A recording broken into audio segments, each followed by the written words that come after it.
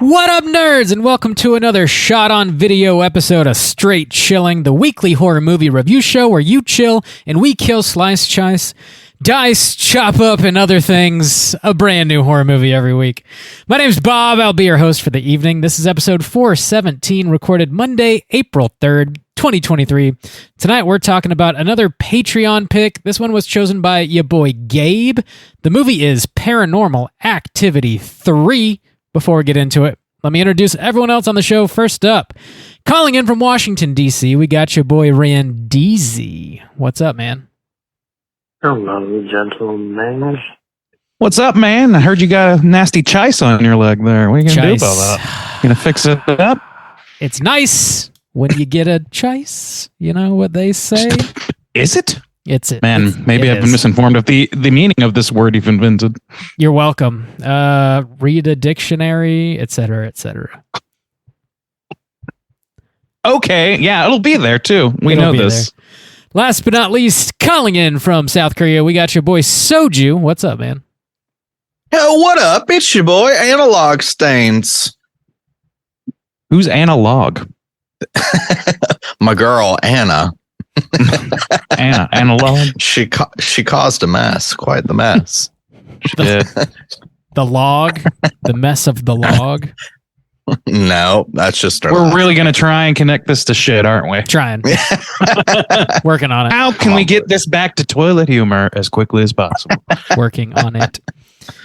Boys, we're talking about Paranormal Activity 3. The first one for us, anyways. I don't think we've reviewed any of the other ones. We have not dipped our toe into this franchise. So, Speak English, Doc. We ain't scientists. We're doing it. We're not scientists. Chronologically, I guess you could say, since this is like a prequel. You know, we're kind of are starting from the beginning. Thank you, Gabe. That's true. Actually, yeah, that is true. I had to watch a video timeline of the whole series to remind myself of everything. Yeah. God, there's so much. I meant to watch like number one, but since we got tied up with having to watch a billion other things, I could not do that. Yeah. Busy week. It's cool. That one's the easiest to understand. I mean, luckily, this pretty much stands on its own, so it's okay. Yeah, it does, for sure. Before we get into the main event, though, let's talk about some housekeeping. So this is a brand new month. That means our April poll over on our Patreon website has closed. The theme for April was weed, and the winner for that is Troll 2. Whoa! Oh my god!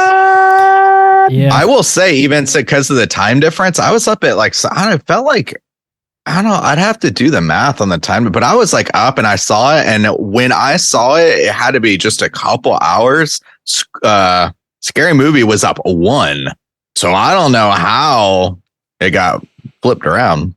You know, sometimes the Lord smiles upon you. That's the tightest race we've seen in a hot minute. Someone rolled a fatty and said, you know what? I want to talk about trolls.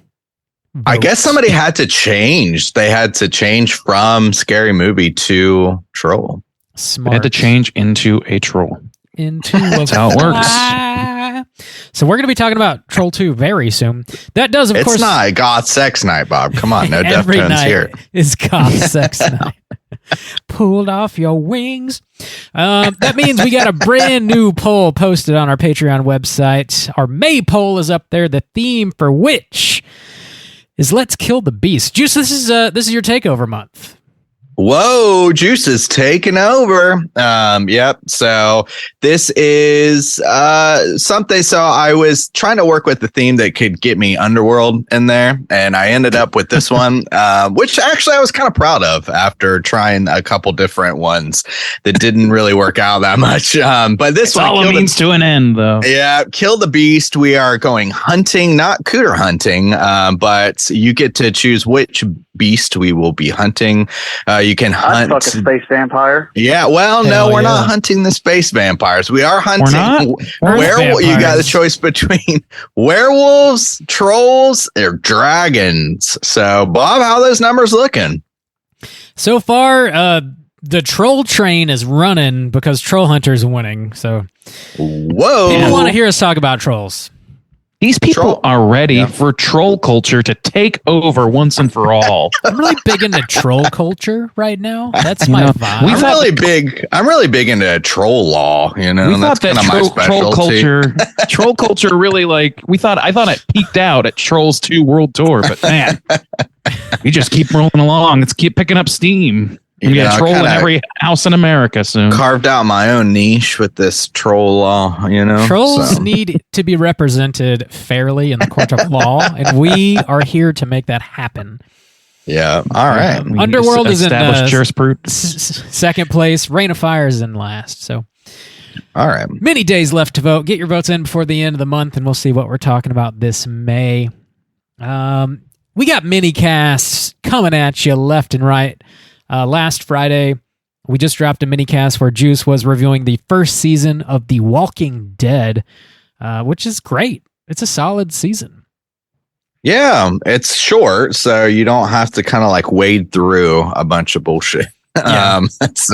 But yeah, that first episode is like classic television. I mean, that episode within itself could almost be just like this kind of almost feature length. It does a really good job. But yeah, it was a lot of fun to kind of go back and relive those days where we would all gather around. It's fun. It was like some people were they were posting their stories too of everybody. You know, I feel like just so many people have a Walking Dead story. It was such a cultural thing for a while. So yeah, it was. Yeah, it was a big deal. I mean, you can't even.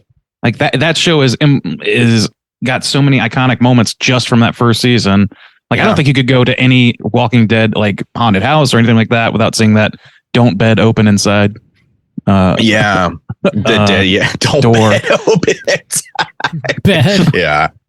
Yeah. And also, it's crazy how it just kind of like permeated throughout, like to so many different memories. Like, you know, I think about going to Universal for the haunted Halloween Horror Nights or whatever. Yeah. Halloween Horror Nights. And they had that, like we went 2 or 3 times and that was just a permanent fixture there walking through the streets, a Walking Dead experience. Yeah. They have its own con, the Walker Stalker con. Like holy shit! They've got like 8 sequel series now or something. There's a lot. Yeah. I don't know how much depth there is to plumb, even after just a few seasons of that show. But I mean, they're justifying it somehow because people are going. Yeah. Like, I mean, you can't have a con with no people. Yeah, you got to see Coral in real life. You got to do it. Oh my god! I gotta see my boy T-Dog. I gotta protect Coral. I love that meme with the dad joke where he's telling a shitty fucking joke, but he's actually crying in the show. It is so fucking funny. That shit gets me. You're a sick man, Bob. Anyways, we got mini casts dropping left and right. If you support us at the $10 level or above over on our Patreon website, you get access to all these. We're coming up on 100, so we got a shitload on there for you. Next up, I'm going to be dropping a new mini cast on April 14th. And this is going to be a Q&A that was hosted at the Overlook Film Festival with your boy Nick Cage. He's talking about playing Dracula in Renfield. Right. The director was there as well as the screenwriter. So you get to hear a lot of really great information, actually. And we're dropping that the day Renfield hits theaters. So keep your eyes and ears peeled for that. Did he talk about how many cockroaches he ate in order to prepare for this? He did talk about Vampire's Kiss, which was really interesting. He didn't talk about eating cockroaches specifically. I kind of wish he had, but he definitely talked about getting into the vampire headspace, which, you know, it's tough to get more into the vampire headspace than Peter Le, but I guess Dracula takes the cake. The work is never done, Alpha. I don't know. What did you feel like in the presence of Cage? Were you whelmed? Were you overwhelmed? Underwhelmed? I was substantially whelmed. Yeah, he seems like a chill, cool guy. Maybe a little quirky, but like you could have a beer with him for sure. Yeah. Just some coke. He seems like just like he's an actor, you know, on every conceivable level. Yeah. He is an actor. He acts. That's his personality. He's got a lot of like thought process behind what he does. The screaming is just it's just going hard. That's what I call it for Nick. He goes hard. He goes places other actors are afraid to go. Hard with Cage. So yeah, keep your eyes and ears peeled for that. That's all we got for Patreon. Do you guys have anything you need to plug here? Well, we're going to be releasing some kind of, I guess after this episode comes out, we'll be releasing some Overlook stuff. It's a couple bonus episodes and YouTube episodes. So keep an eye out for that. Got a lot of movies to talk about. A lot of movies. They gave us a lot of hay to fork through. So we're gonna have. I've been forking. We're gonna have bonus episodes on our main feed as well as on our minicast and some YouTube material. So you're gonna be. It's basically like you were at the Overlook Film Festival. That's what we're going for here. So Ray and Deezy, you got anything? Nothing in particular. Right on the horizon. There's some stuff in the future, but we'll wait for the future to come to us. Right on. Here's another reminder. We all sat in with Caitlin over at Plug It Up. We were talking about the Stepford Wives, and that is going to be dropping April 4th. So make sure you check that out. That's today for me. I am living in this time. I'm living in a time, the flat circle that is known as time. Yeah, I guess by the time we drop this show, that'll already be out. So check it out. Slam it into your ear holes. Plug it up everywhere you get your podcast. I think our houses are clean. Hell yeah. This house is clean. That was a filthy house. Dude, don't I know it. Let's get into the main event. We're talking about Paranormal Activity 3, and we're kicking it off with the back of the box. What's on the back of the box?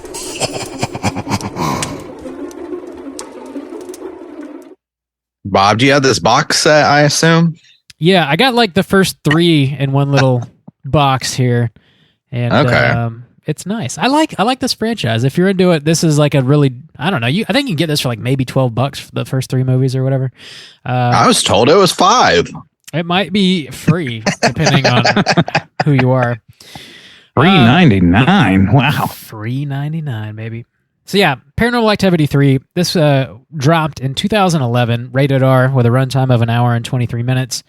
Directed by Henry Joost and Ariel Schulman. Written by Christopher Landon and Oren Peli. Stars Chloe Signory. Probably nailed that one. Jessica Tyler Brown. Nailed it. Christopher Nicholas Smith and some other folks. Plot synopsis brought to you by the back of the box is as follows. Paranormal Activity 3 takes you back to where it all began, and the activity is more intense than ever.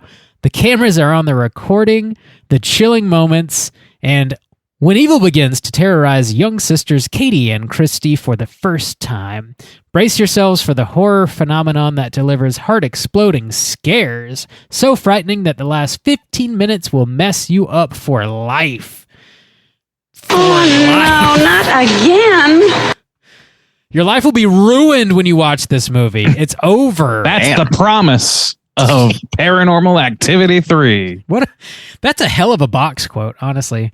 That's fucking nuts. You'll end up dead or in prison after you're done with this film. There's only 2 options. The heart exploding scares, that was a Brad Miska quote from Bloody Disgusting.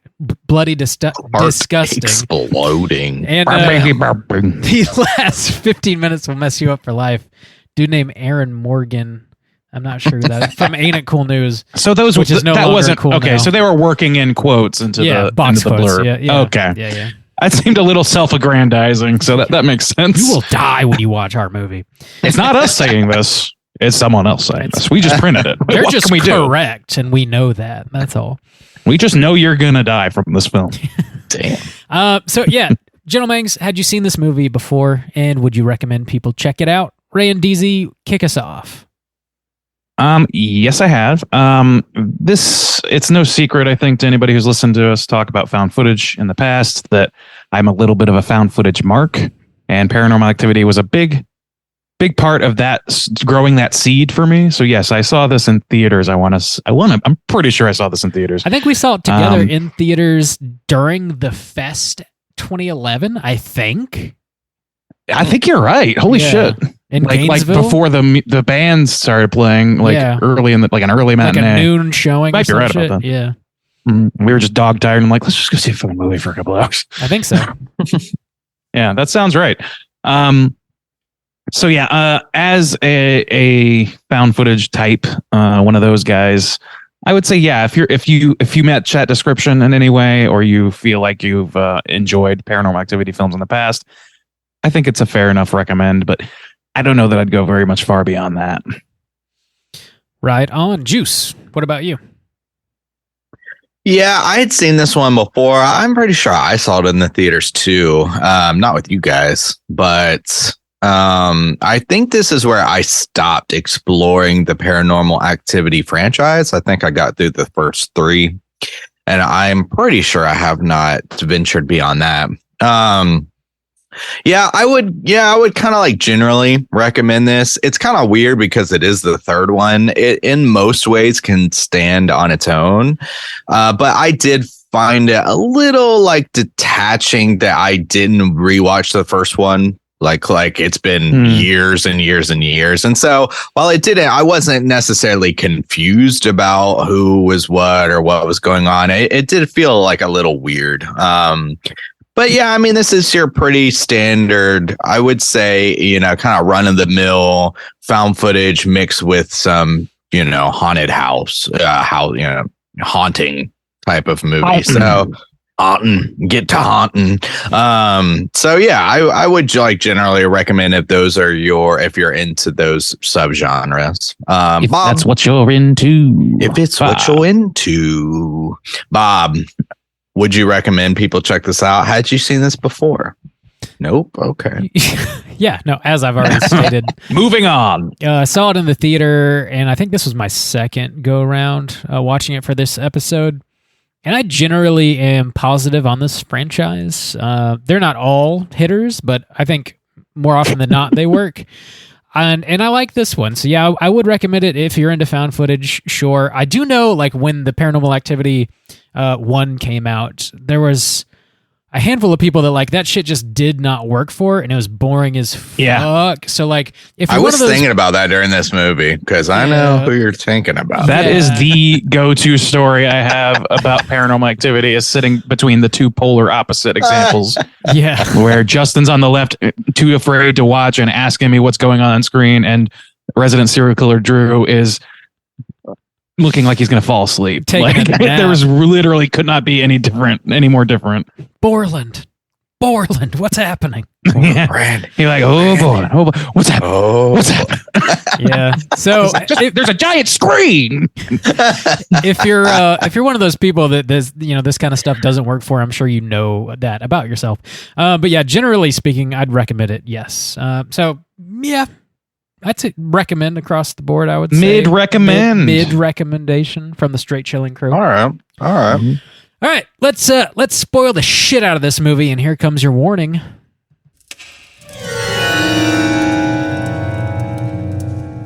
Spoiler warning.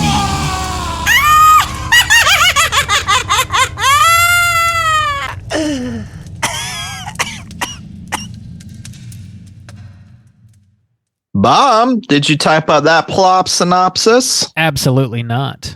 That should be short and sweet. You didn't? Yeah, I did. And it is fairly short. Damn. Right. God damn it. I have to listen to this. Fuck. Time for a coffee run. Yeah, no, I'm living in a nightmare. I am the cream. All right. That man is my father. What? Oh. Maury Povich, come on down. You're his stain. All right. Here comes the plot synopsis for Paranormal Activity 3. The movie starts off in March 2005. We see Katie delivering a box of old videotapes to her pregnant sister Kristi and husband Daniel. A year later, their house is ransacked and the tapes are missing. The VHS footage filmed in 1988 on those tapes makes up the remainder of this film. Young Katie and Kristi are living with their mom, Julie, and her boyfriend, Dennis. Their father has left for unknown reasons. Katie has an imaginary friend named Toby, and strange things have been happening around the house. After Dennis films an earthquake in their bedroom, he sees an invisible figure in the footage. His buddy convinces him to set up cameras all over the house to try and catch more footage of this creature. Dennis and Julie hire a babysitter one night, and she's terrified by strange events in the house. Katie then tells Toby they're no longer friends. Dennis finds a symbol in the girl's closet and looks it up in a demonology book. Kristi then falls ill, and her parents take her to the hospital. Katie is left with their family friend Randy at the house, and they're attacked by a figure who throws furniture and scratches Randy's stomach. When Julie and Dennis, touch me. Please don't. When Julie and Dennis return home, he tells Julie the symbol belonged to a witch's coven that brainwashed young girls into birthing sons, and then giving up those sons only to have their memory of the entire thing erased. Julie isn't buying this bullshit.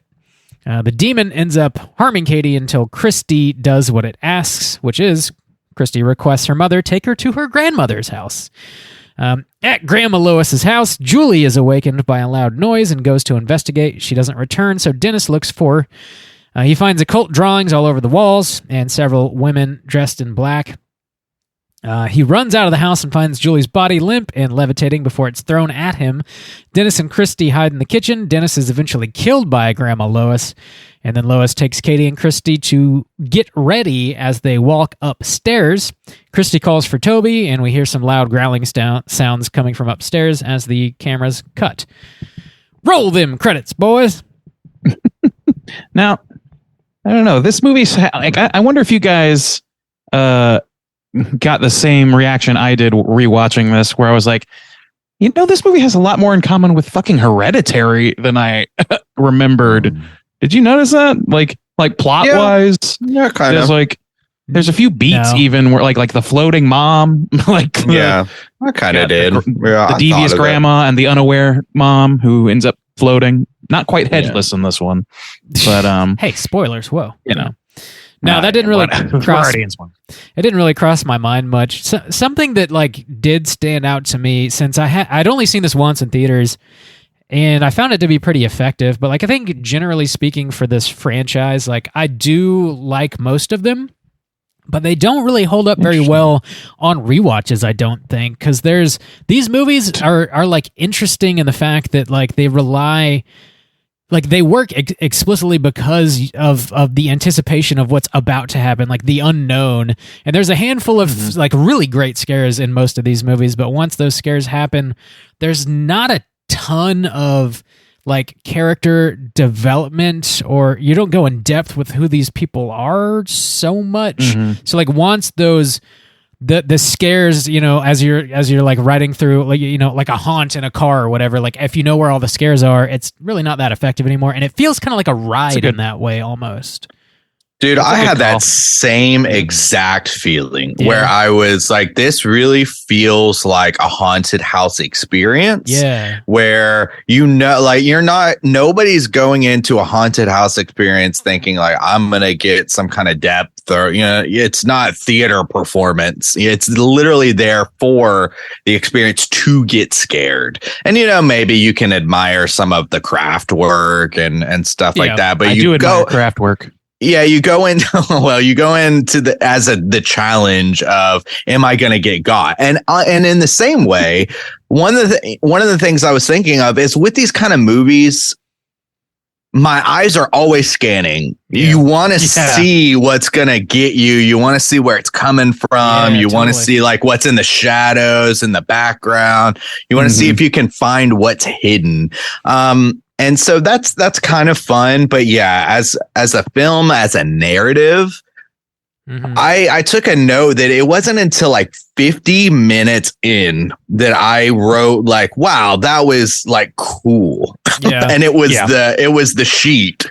The sheet scene. Yeah. The sheet was the first cool thing. Yeah. And that was 50 minutes in. Woo. The build was very slow.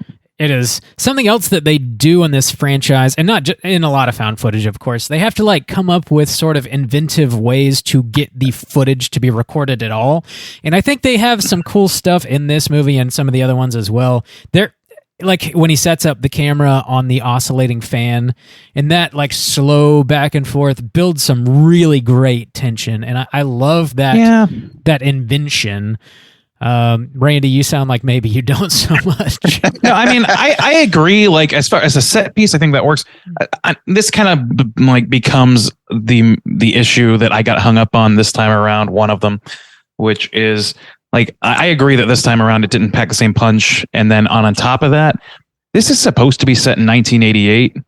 Yeah, this movie doesn't look anything like it. Looks like 2005. Yeah.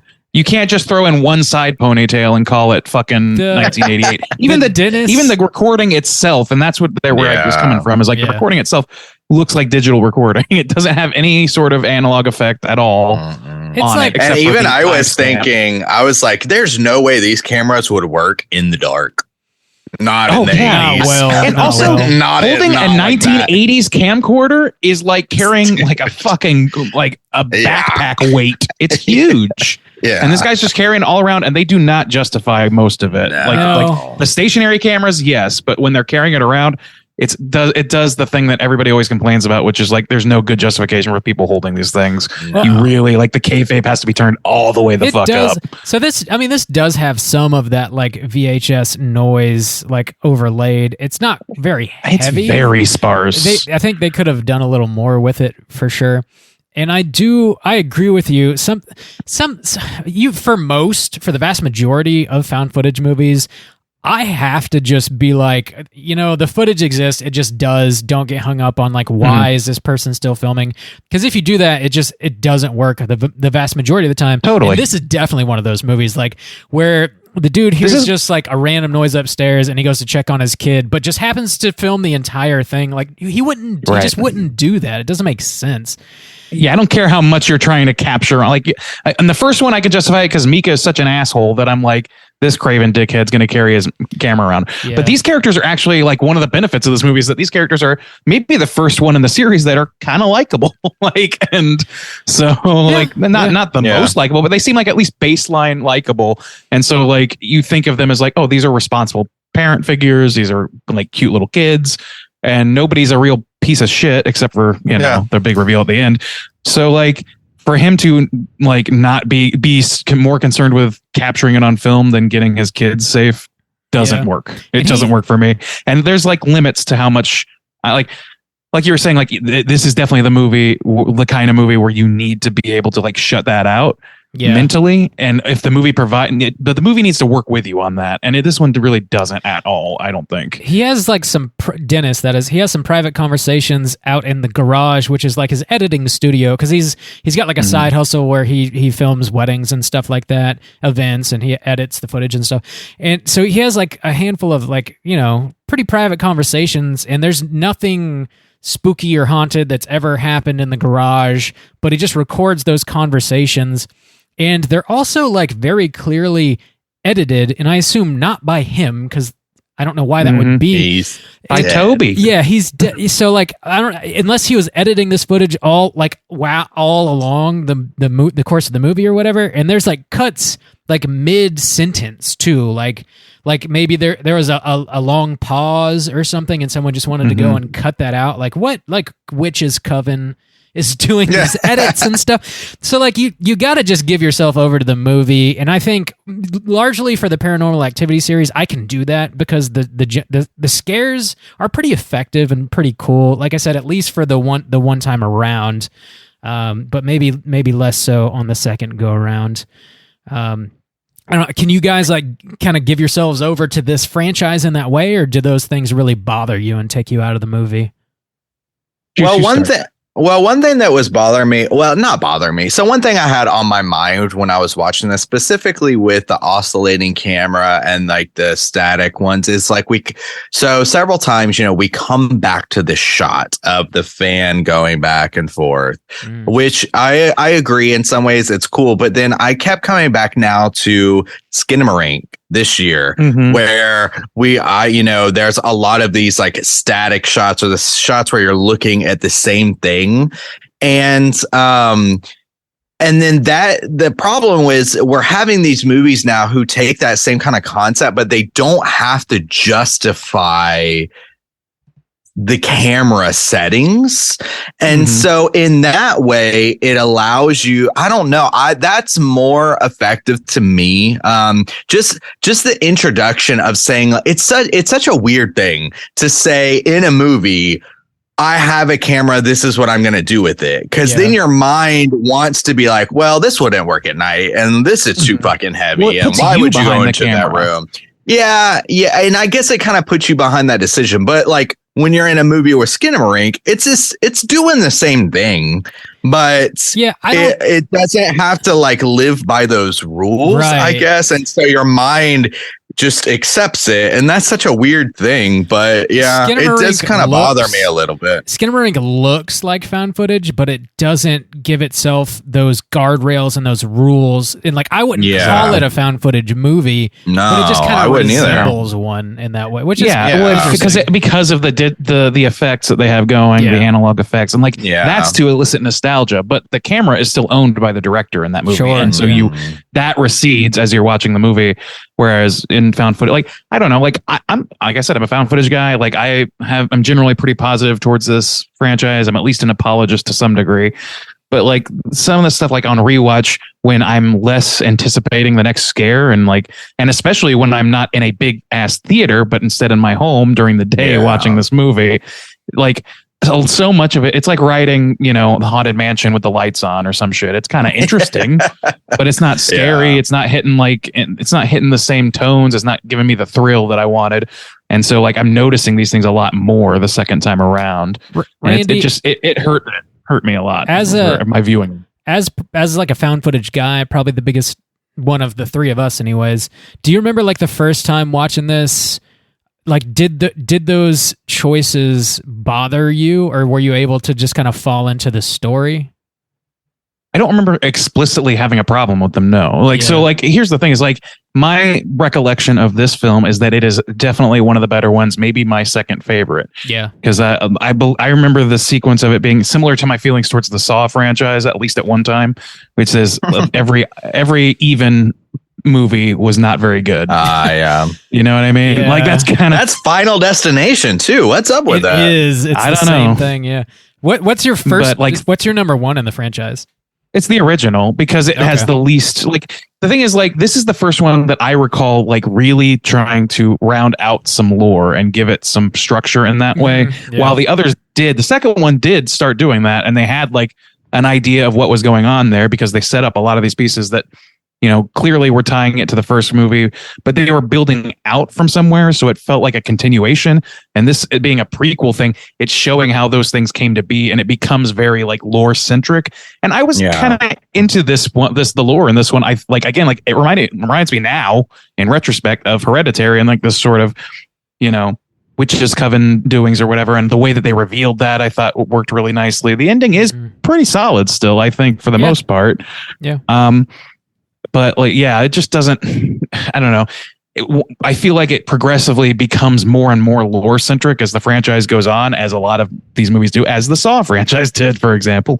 And it starts to lose itself in the mire that is that stuff, to the point where I'm like, they should have either ended this franchise here or rebooted or something else next, or like just done like a full, and I know they did a reboot that I haven't seen in 2021. But I don't know. It's like a documentary style. Like it's very different from what I've seen. I don't know that much about it. Like I haven't seen it, but I didn't know it was a reboot either. To be honest, I hadn't seen it. It's Paranormal Activity, like Next of Kin, I want to say is the name. Yeah, that sounds right. Yeah, I hadn't seen that one. So I don't know much about that, but they did like completely break format on that one. And I feel like this movie need to either start doing that if it's going to focus on the lore, or it needed to stop focusing on these characters and just become an anthology series. I kind of disagree with that, man. Because I think when I think of this franchise, my favorites are like 1, 3, and 5, and 1 just for its like, it was novel at the time and super scary, and you didn't really know what to expect. And it really worked in that way. 3 starts to build out the lore, and I think that's probably its strongest point. It has a couple good scares too. And then 5, the marked ones, it like does even more with the lore, and I think that's one of the strongest in the whole franchise. I think, like looking back at that, I'm sorry, I didn't mean to cut you off. No, I mean that's pretty much my point. I just think like my favorite ones are the ones that sort of build out the lore the most, actually. But yeah, but like to be fair though, I mean, saying that this builds out the lore, it does in a sense of like if you're gonna, I haven't seen 2 in a while, but you know, in 1 there's not really any lore, but to me, I mean, the grandmother isn't even in this movie. Yeah, really. Not really. She's at the birthday party, and at one point you hear in the background, "Oh, grandma's over," but there's no like kind of indication. There's one scene where she comes over before the end, and she's talking mad shit about Dennis, and she's saying the girls miss their father, who I assume is a demon. I mean, there's more set up for that than the grandmother in Hereditary, really, because all we get is secondhand accounts from her friend after she dies at the beginning of the movie. Yeah. So, yeah. So the thing about this movie is like talking about its like lore and stuff. I think when you choose to make this movie, you get some positives and negatives. So positives are it's fucking cheap as shit to make and easy. Especially if you don't care about period accuracy. Just toss a Teddy Ruxpin in there. Yeah, exactly. Yeah. But the negatives are things like you're beholden. So this is a haunting. So you have so it's found footage, but it's essentially a haunting movie. And so like this is just chock full of tropes. Yeah, it's got the standard pull the sheet off the fucking bed. It's got the standard a kid is, again, with this being the third in the franchise, like how many movies can you make where one of the most like iconic scenes is just somebody like standing next to your bed and watching you sleep while the camera speeds through, you know what I'm saying? So it's like, yeah, that was iconic in the first one, and they're kind of bringing it back in this one, but it's just like when a majority of your movie is just kind of mostly like kind of played out tropes and just some jump scares of there's a little girl standing behind you or the babysitter jumps out and says boo, and like that's you're hanging moments on that. It feels really thin, and like I'm typically the one who's like really jumping at all of these things, and I was even in like kind of Camp Drew space during this watch where I was just like, this is kind of boring. I'm tired of this, Grandpa. That's too damn bad. I couldn't give myself in too much this time around. And like the witches thing, it's like kind of cool, but I also didn't feel like it was completely earned. It just kind of felt like it happened, and I was like, okay, yeah, okay. But and I think I didn't feel like it was like, I don't know. Yeah, I have that same sort of like mixed gut feeling here, where it's like the thing is, once you strip away the thrill ride aspect of it, it just starts really showing its scaffolding really badly, and it is like, again, like it's like riding through a haunted house with the lights on, where you can see that the skeleton is held by wires and shit, and it's not scary. It's a little interesting, and you're like, oh, I see what they're doing there. Oh, that's a nifty idea to do as a scare. Oh, cool. But the lore itself is kind of interesting, and but it becomes the reason the franchise continues. It seems like, as opposed like. I don't know. I don't know. Like from this point, it just seems like at the end of this movie, they just start like really fixating, and they got some pretty hard lines to work within from that point on. And I don't think it benefits the franchise as a whole personally. I think this movie, even on a rewatch, there's at least 3 sequences that like stood out to me as like really solid set pieces and like good, effective scares. The first one we had already mentioned is like the ghost sheet that just sort of like vanishes and drops. Super simple, easy effect. I still think that works well. The kitchen again in the kitchen where like the table and like all the utensils and everything like flies up to the ceiling and then drops all at the same time. Yeah, still pretty effective. And I think that probably the most effective one is where the Randy family friend or whatever is hanging out with Kristi, and she wants to play Bloody Mary, and he gets scratched and the table gets knocked over and shit. Like that whole sequence is still like pretty scary. Like the Randy character is selling it pretty well, because he's obviously fucking terrified, but he keeps saying like, I'm okay, you're okay, we're okay. He does sell that. I did like that. Yeah. I like his like, God be with me, like just kind of like panic mode, but also I'm the adult. Like he really does sell that. Yeah, However, go ahead. However, in that so that's a positive in a way, but also negative because I was like, there's no way in hell I would leave that bathroom and start picking up furniture. I would run out of the house. It just totally kills the mood of like, grab that kid. It's an earthquake. Yeah. It's an earthquake. Let's just hang out in this house and I'll clean up the furniture until your parents get. No, I'm going to fucking Baskin Robbins or some shit. Like, I am not. Your life is about cream juice. I'm just saying, I'm taking that cream. Meet me at the I'm 31 taking that flavors. kid to a Your house is haunted. Juice out. Hey, I got a crisis. I gotta go to church. I need 31 scoops, motherfucker. Now. I'm just like, there's a million other places you can go to not keep a child in a house where a demon is fucking with you. Because this is after he has seen the sheet footage, which again, this is another thing. I like these characters, but their reactions just pull me out sometimes because I'm like, in no way do you see a sheet vanish and be like, badass. Let's just keep filming. That's it's like, metal. You know what I noticed? Yeah. You know what I noticed about them reviewing that footage was like they're watching it and it's like it pans over and there's the ghost is standing there, like the sheet with the ghost figure in it, and there's no reaction at all to that. It's just like, oh, and then Charlie and then it drops, and they're like, oh, it's like, wait a minute, are we not concerned? I've seen Peanuts. Figure alone, like it is extra scary that it drops, like, but like there's somebody in your fucking house with a babysitter, dude. If nothing else, like, and the effect on the babysitter where it clearly like pushes on her or whatever. I mean, it's like, it's one thing if you're like, you would even have to stretch it to take this type of route. But even if you were like, okay, there's a ghost or something that could move objects, like, that's pretty intriguing, which that's even a stretch. But like, once you can see it can physically interact with you, push on you, and that's where the children are sleeping. Yeah, who would do that? It's real dumb. Dennis and like that's the thing is like, I agree with you. Like I say that we like these characters, but what I really mean is that we don't actively dislike these characters, which is that's fair. Plaguing the first two movies, if I recall the second one well, and I definitely remember that and that being the case in the first one.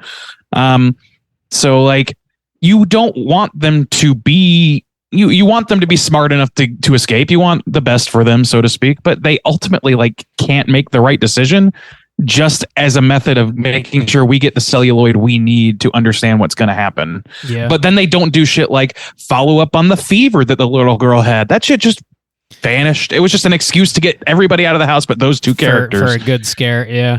The Randy guy, he does a lot of stuff right and a lot of stuff wrong, because he does, after the fact, try and talk sense into his buddy Dennis, and he's like, you have got to tell your wife, like, what the fuck are you doing? How are you keeping this stuff from your wife? And he eventually does tell her, but she doesn't believe somehow, which is also kind of nuts. Like, I mean, I guess she doesn't watch the footage. She refuses to watch the tape. He does. Well, yeah, at first, that was another stupid thing. He hands her the book. You're going to tell me that I'm wrong? Grow up, bro. He goes to explain it to her, and he hands her the book about witches first. Right. Like, and he sets up all this, like, read like, I can show you a ghost. I can show it to you. Like, what are you, a fucking like storyteller hour? Just show your wife the insane footage about the coven later. Like, the coven can come second. You show the fucking terrifying demon footage first. Yeah, I agree. Yeah, you gotta address. That's like because it's like having like a big open wound and being like, we're not gonna dress this first and then take some antibiotics. It's like you need to like stop the bleeding, like, so yeah, that was a really dumb move. And that's a problem with this movie is, in order for this to keep going in the way that they need it to go, so it's consistent with the Paranormal Activity franchise film, they have to just constantly keep doing things that don't make a lick of sense. Exactly. And like it works, it can only work so many times, which is why to me, like if you want it to be a found footage thing, pursue that by way of ultimately becoming an anthology series. That is fine. We've seen how that can work. VHS, like fucking VHS does that on a small scale. Yeah. Like why not? But then if you want to pursue the lore, then you don't have to be committed to that format. You don't have to commit to both. That's what I would say. I feel like they were funded on the basis of they have to do both. So the franchise just makes too much fucking money for them to like stop. Really? So yeah, but it costs so little. It's clear that they can fuck one up and still be fine. So go for it. Like I suppose so. I feel like I would go. Yeah, I mean, I guess that's part of it. It's like so cheap to make. I would almost rather have like okay, documentary makes sense. Like you can still keep that kind of aesthetic, but switch it up. I mean, this movie is so similar to the first one in that we're just going to set up 3 to 4 static cameras and we're going to hit you with a lot of the same things. Somebody stands next to your bed and watches you sleep. Somebody, and also too, it's like the tropes of the little kid. Yeah. Like, she's running back and forth. She's standing on the table. And I was like, this time around, it didn't do anything for me at all. I don't know why, but like every time Toby wants to fuck with the kitchen, just the kitchen specifically, wants to ruin the kitchen. He hates food. He wants to disrespect your kitchen. That's what Toby's about. I do think these child wants actors, a sandwich. These child actors are doing a pretty good job. I mean, Kristi gets the majority of the screen time, and I think she's effectively creepy, even if you're not necessarily into like the things they're having her do. I think she's showing up and putting her creep on. It works. Yeah, she doesn't have to do that much, and I think she accomplishes what she's there to do. Yeah. I wouldn't say that it's a standout situation necessarily, but like kid actors can be a lot fucking worse than that. That's for damn sure. Any actor can be a lot worse than that, actually. Most of the performances, good for them. Really, I don't have any issues with really any of the performances in this movie. I think everybody's. I don't think I do either. Doing pretty well. No. This movie does also have like kind of a long list of really cheap jump scares too. It's got some effective earned scares, but there's like one sequence where Julie like has on a Halloween mask and jumps out and scares Dennis. And there's this weird the babysitter. Yeah, babysitter. Oh, I'm sorry. I thought you were. Well, yeah, she says like boo into the camera and hey Dennis or whatever. Dennis goes to like check on the girls like in the middle of the night. And Julie wakes up and he like walks back into the room, but like sprints through the door, but there's no emergency. He just fucking sprints through the door just so he can bang the door open like Kramer. Just little things like that are kind of like make a real scary fucking thing if you're going to do a loud noise, like it just kind of isn't my favorite thing to see. Just filling a runtime with I don't know. Like, I don't mind a mislead scare. Like, or a jump scare in general. Like, if this franchise is all jump scares, which it tends to mostly be, minus the ghosts scare, like, that's fine, I think, for the most part. It's just, like you said, it doesn't feel like these are cheap jump scares. There is a key difference. Yeah. They're easy to buy. You just have a cat jump in front of the camera for a second or whatever. I love a good cat scare. I'm not gonna lie, but I mean, that's like you get one moment. Like take a shot. You get one. Everybody per movie. Gets one. You don't need to do that 4 times in a movie, and this movie does it at least 4 times that I can think of. Well, and it feels like that kind of like round the corner pop up haunted house, which I'm reluctant to say that because sometimes those are better. But I love those. Yeah. My kind of point is the jump scares feel cheap because it feels like they have to put them in there for you to feel like you got your money's worth. Like the ghost really doesn't start showing up until around, minute 50 or whatever, or at least like the cool shit. And so if they didn't have those jump scares, you would be like, the more regulars would be like, okay, I'm not getting scared at all. And so it's kind of like a cheap way to fill that space. It is. And you know what? Yeah. There's other ways you can like help immersion, and they just don't. This is why like the time period issue is such a big one for me, because imagine how much scarier this movie is if they actually filmed on a camcorder and transferred it over. Yeah. Like VHS, you can find that shit at a dump, and you can like it's basically free. And you can film your whole movie on it, and it gives it period accuracy. You give people like throw the women in those dresses with puffy arms or some shit, puffy shoulders. Throw them in there. Like throw them in there, and like do more than a Teddy Ruxpin. Have kids not say like very common 2005 nomenclature, like responding to people like, "Oh, seriously," and shit like that. Like the one thing that have them say some shit that's 80 that really stood out to me was Dennis when they're about to get jiggy with it in their bedroom. Yes, he says "bow chicka bow wow," and I I was like, "No motherfucker!" In 1988, that's like "bow chicka bow wow." That's like a joke that purely exists in the year this movie was made. Like that joke was birthed and died the same year, 2005. I did. That's a good call. I don't know. I did like the slight nod to Poltergeist though, when they're hanging out on the bed, smoking a fatty, and like enjoying each other's time, and so I liked that. I thought that was a nice little moment. But the bow chicka bow wow kind of took me out. I'll be honest. See, I like that, except then what it does again. I also too kind of like the kitchen scene, but then that's where it starts. You can like do a nod, but then like when one of your 5 maybe scares comes down to like you're really just kind of like cribbing off a Poltergeist, then it's I don't know, it's just that's why it's like this movie is either based on cheap jump scares or just like played out tropes, and yeah, on that second rewatch, like a little bit of lore, which exactly, really like let's have some lore at the end, and it's like, yeah, I guess that's some lore, but do I really care? I don't know.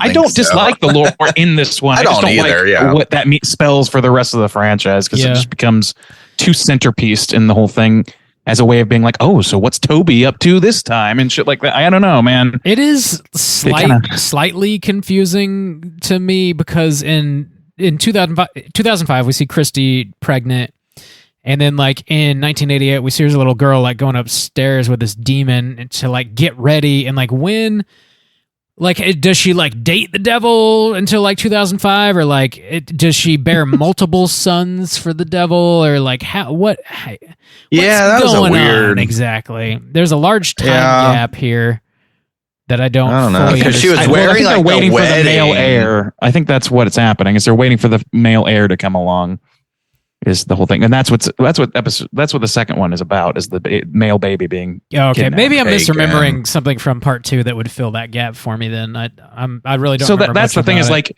so yeah, like Justin, you were saying I don't remember the lore. Like, yeah, I didn't either. I had to go and rewatch some stuff. I was like, yeah, okay, yeah, now this is all connecting. I mostly got it, but like, because the second one is about it's kind of a blind spot for me.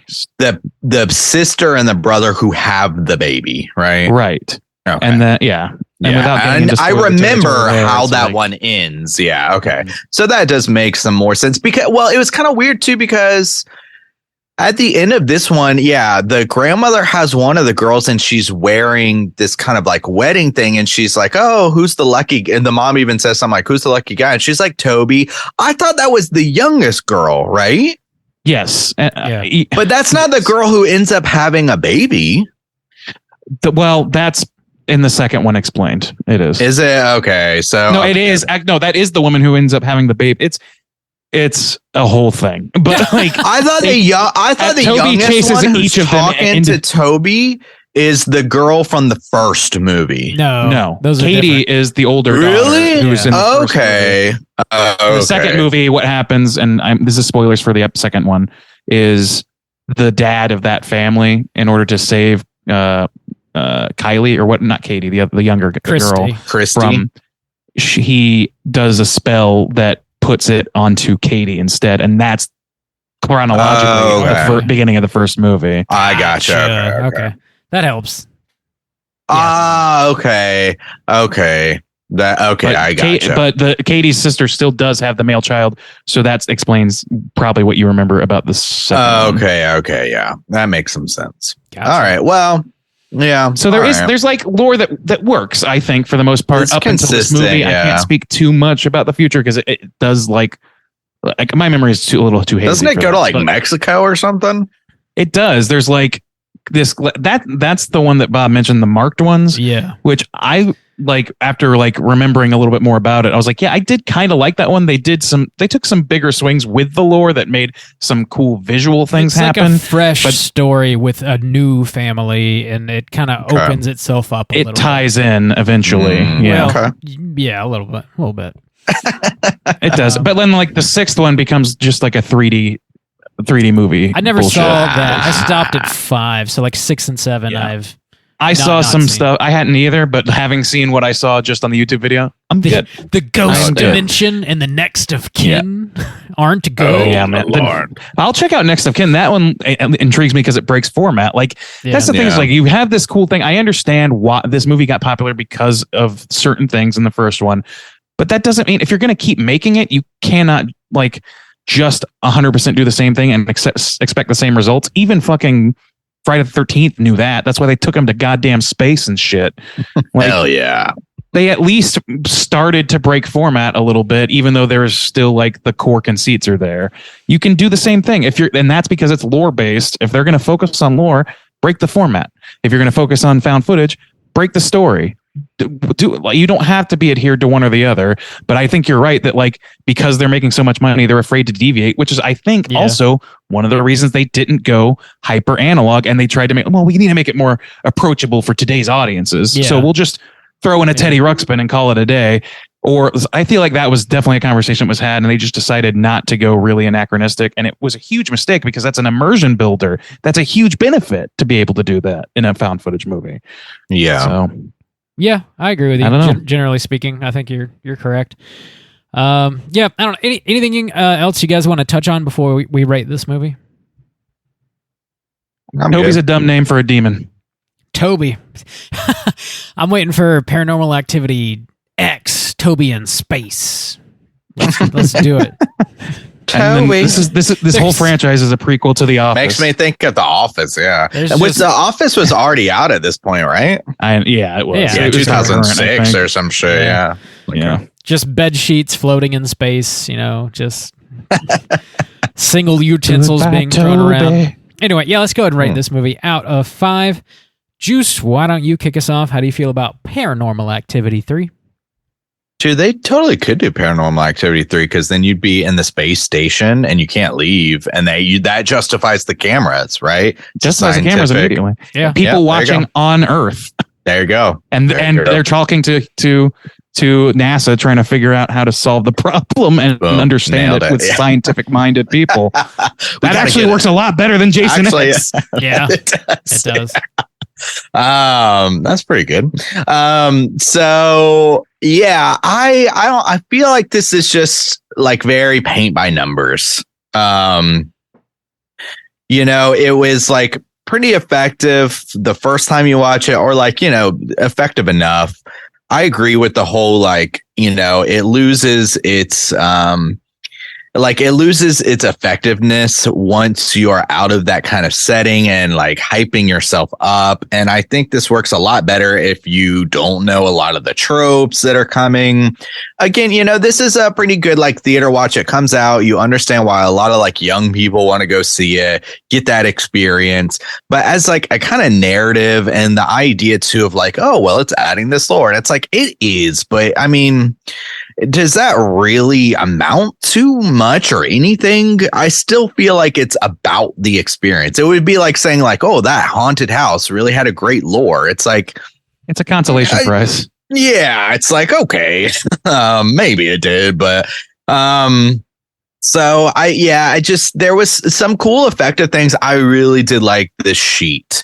I liked the kitchen scene, even when Dennis dies, that was like pretty brutal. I like the relationship that he has. I like it starts to, I wish they kind of would have kept it more consistent with how they play it off at the beginning, where they seem supportive and communicate and kind of loving and like together on things. And so it doesn't make that much sense for you to then see a ghost on screen and it like potentially hurting somebody and you not bring it up to your partner with the kids in the house. That just doesn't make sense, especially for the characters that they set up at the beginning of this film. they're so beholden to this format and the like restrictions that they put on themselves to keep that format alive that it unfortunately creates a situation where like a lot of this is hard to believe. Like nobody would stay in that house. Like maybe the babysitter wouldn't say something out of fear of like she'd be crazy or something like that, but not Randy. I don't know. And then so it's got like a handful of okay moments. Like the general feeling throughout it is pretty solid, but it's nothing special. And so for that, I'll give this one, I'll say it's like pretty medium. I'll give it like 2.5. I think is fair. It's okay. And in a setting like that was maybe around like spooky time, if you could get some people together and like really get those like scares back, or like really feed into it. Mm-hmm. I still think it could be effective in that way. But on your own after the fact, in a well-lit room where you're just like, oh man, I got to get through this for this week's show. Then it's like, it's not as great. I'm not going to It's very context dependent. It is. Yeah. So, all right. Out of 5, Bo Bear, what you giving this one? 3, number 3. These movies do lack potency on rewatches. They were churning these out like every October, so it was the perfect time to go watch this new like haunted house type movie in a dark theater with real loud sound, so those jump scares hit extra hard with some of your friends around Halloween, and it's fresh. You don't know what to expect. Like the jump scares are fresh, whether they're earned or not. You're still going to shit your drawers sitting in your seat. And like that is a really fun experience the first time round. That's why these movies, I think, generally are reflected upon positively in my memory. I think about watching the majority of this franchise and having a pretty good time with it. But yeah, they lose the potency once you kind of know what's coming, and like the first time you see a time lapse of Katie standing bedside watching her husband what's his face sleep for like 8 hours, it's fucking freaky. But after you see it like 5-10 times, it's like okay, it doesn't work quite as well. In these movies, again, like once you kind of know where those scares are happening, there's not a ton to hold on to with like the depth of these characters or their arcs. There is no score happening in these movies either. There's like some really low tones that kind of rumble your butthole, specifically in the theater, but there's no score to like pull you in like that. And the cinematography in these movies can be really inventive and also effective, and they usually come up with like one like new idea to like throw in per movie or something like that, and the oscillating fan camera here is kind of what we're playing with, and I love that idea. I wish they did more with the cinematography though. It's limiting, of course, because it has to like make sense as to why there's like a handy cam around in this particular movie.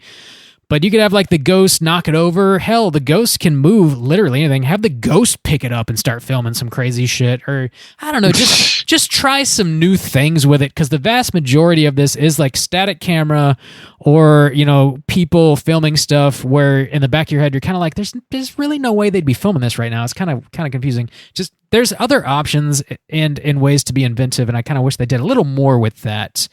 It's limiting because it's found footage, but in that way, it can force you to be like really inventive. So we get a little bit of that in this. I think the characters are played well. The actors do a good job, specifically the child actors. I think Kristi, the little girl, is super creepy.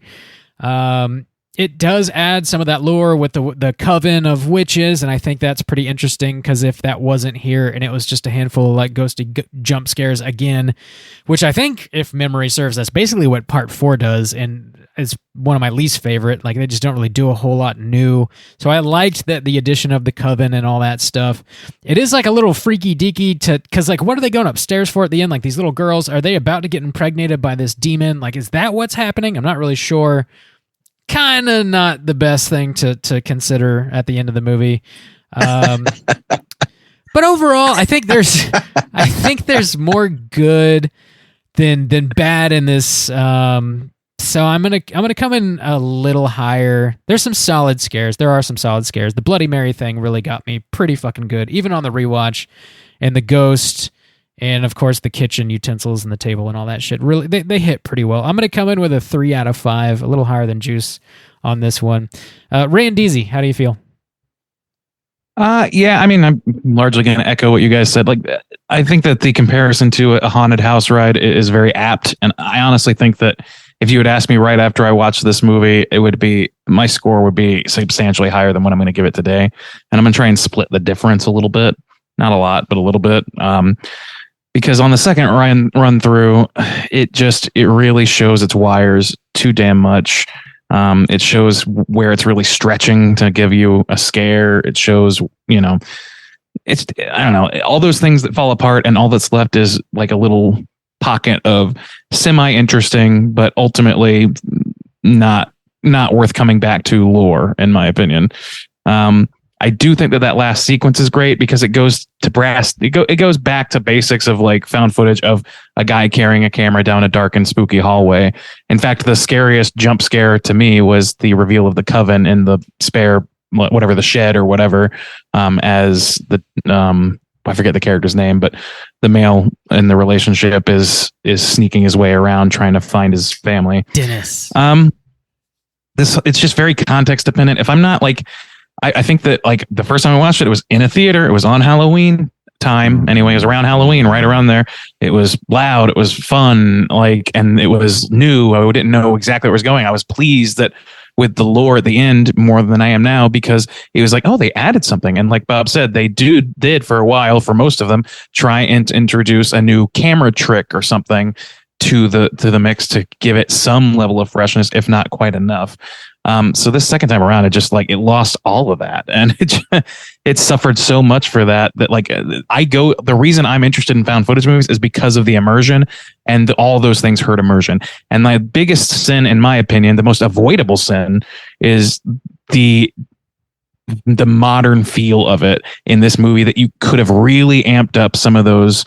Use some of that grainy footage, some of that like fun, like I don't know what the deterrence was to that. I don't know if it was a studio call or like somehow it was a money call. I can't imagine how it would be, but for whatever reason, they didn't do that. And that could have pushed this back to the top of my list on its own, because it helps with immersion. It helps sell forward the concept of your movie, and therefore helps you feel more like in the shoes of these people. So I don't know. I'm a little soured on it, and my sort of middle of the road score between my first viewing and second viewing is going to be a 2.75. Whoa! I'm still the lowest. Wow. 2 3/4 from Rand DZ over here. I would have done 2.5 myself, but like the first time I watched it, I really liked it, and like I don't want to like completely write that off, because in the right just context, a naive little shit back then, Randy. That's all. Grow up. Bow chicka, right. bow wow. That's gonna put our aggregate. We need that sound bump whenever the others start popping. No, I think Bob's got it covered. Cut and paste. That's going to put our aggregate at a 2.75 for Paranormal Activity 3. Our boy Gabe, who chose the movie tonight, did send in an email with his own thoughts. Let's hear what he's got to say. Juice, do you have that? I do. Ready? Here we go.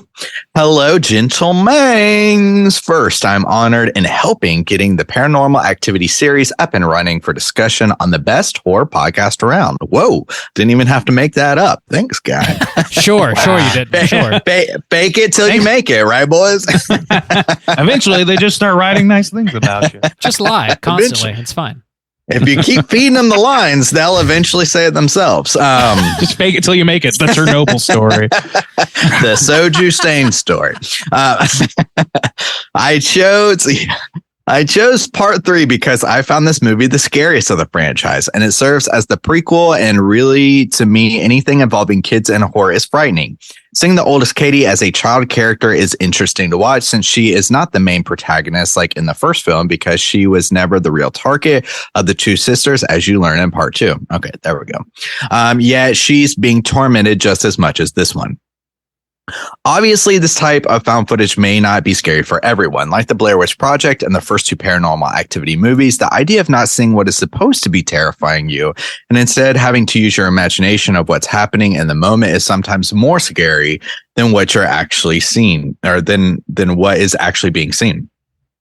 The jump scares are constant and still effective throughout, and the creepy conversation that is going on between Kristi and Toby is spooky. Teddy Ruxpin, by the way, was scary back then. Nice reminder of that. I find the comedy in these films always funny. Randy's the comic relief in this one. I always laugh out loud when he says she got blown in the face, and then has that laugh. Yeah, okay. Yeah, okay. Not realistic, but whatever. The whole hot babysitter scenes are my favorite, with her mocking Dennis and unknowingly Toby.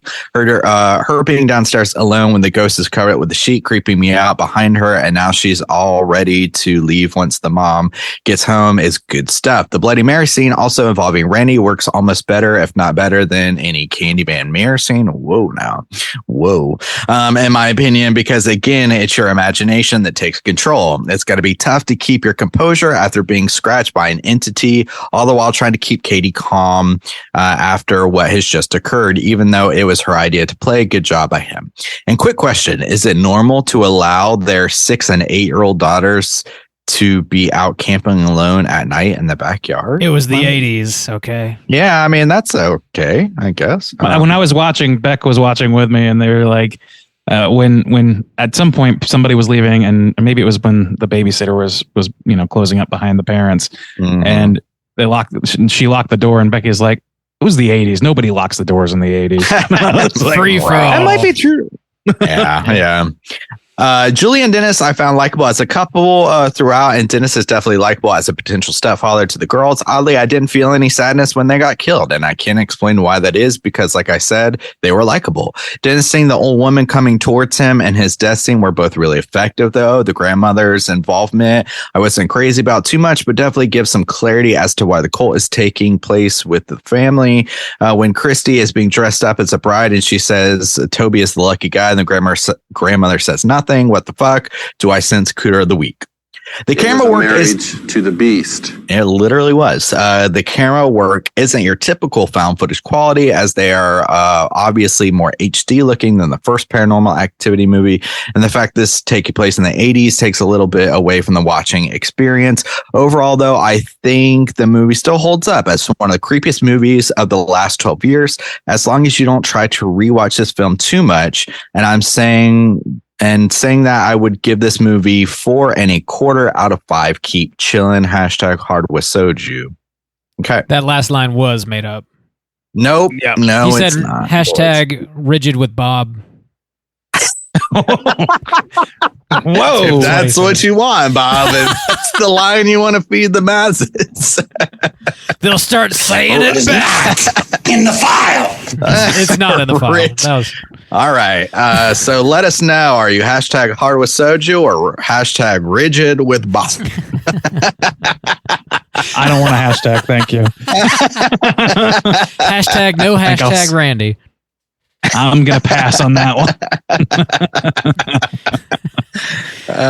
So, yeah, thanks, man. Gabe. I'm sick. I want to throw up. That was a very well thought out email, actually. Very thorough, man. And yeah, I think we largely agree with you, especially the part about the rewatching of the movie. I think it loses some of that potency. But there's definitely some scary shit in here, for sure. One of the scariest movies of the past 12 years is a bold statement, but hey, man, if it works for you, it works for you. It was scary the first time I watched it, for sure. I remember watching the original Paranormal Activity in theaters for the first time. I was like losing my fucking shit. It wrecked me. But they reuse some of that formula, and it loses its effectiveness over time a little bit. But man, I remember that theater screening so clearly. Fucked me up real good. Yeah. So yeah. Thanks again for picking this week's flick and sharing some of your thoughts about Paranormal Activity 3, Gabe. Hope you're doing well. And thank you, Gabe. Congratulations on grabbing that You Picked the Flick. Whoa, we've already burned through 2. Dude, I know. 2 of the second making our way through quarter already. Let's go ahead and jump into our Rotten Tomatoes segment and see what the critics and users think about Paranormal Activity 3. Certified fresh to death. Thanks, Bob. This is the Rotten Tomatoes segment in which I'm going to have these two gentlemen guess within the best of their abilities what the critic and user's aggregate positive score is on RottenTomatoes.com. We're going to start, as we usually do, with the critics. Let's go to Juice today to start. Juice, what do you think that the 126 reviews aggregate to in terms of positivity? I don't think this is going to be like, I think it's going to be one of the ones where the critics are going to be lower than the audience score would be my guess. Okay. I think they might be a little bit more like tired or played out of this kind of like format. But I think it'll still be like, okay, positive. So I'll take the 69 dudes. 69 dudes. Bob, how about yourself? Yeah, this is a tough one, honestly. I don't see it as a critical darling, but I don't think critics would like hate it though either. So it's 69's a pretty good bet. I could see them being real high on the first one and then kind of just going down with each installment. I'm gonna go a little lower, I think, with a 65, please. 65. All right. Well, it's not gonna take much tabulating here. Bob, congratulations. The number was 66. No! Should have kept your mind out of the gutter, Juice. You done fucked up. I gotta get ahead. Never. Don't you put that on me. Maybe when we're doing this in our 60s, I'll grow up a little bit. But when you finally hit 69, all of a sudden you're no longer. You mean in 2173? Yeah, we got about 45 more years until that happens. So, oh boy, sure. Let's move on to our audience score before anybody starts doing any math. That's a lot of episodes to go, boys. There's 50,000 plus ratings in the audience sector. We're going to start with Bob on this one. Bob, where do you think those 50,000 plus ratings put this film? Yeah, definitely higher. But how high do we go? Let's take the 75, please. Yeah, I could tell you were really struggling with that one because the syllables came out like fucking drips. You're welcome. Juice. Like molasses. Yeah. Like molasses falling from your mouth. I was going to take that guess as well, but I'll go slightly lower. I'll say 72. 70 deuce.